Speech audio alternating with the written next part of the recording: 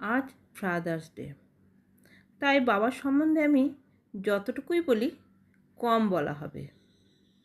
বাবা মানে সব আবদারের এক বিশাল অফুরন্ত ভাণ্ডার।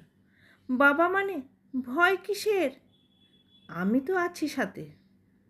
বাবা মানে নিজে কৃপণতা করে সন্তানের জন্য অর্থ উপার্জন করা। বাবা মানে শত অভাব অনটন থাকলেও সন্তানের উপর তার আঁচ না লাগতে দেওয়া। বাবা মানে শত শাসন সত্ত্বেও এক নিবিড় ভালোবাসা। বাবা মানে সারা দিনের কঠোর পরিশ্রম পরেও হাসি মুখে বাড়ি ফেরা।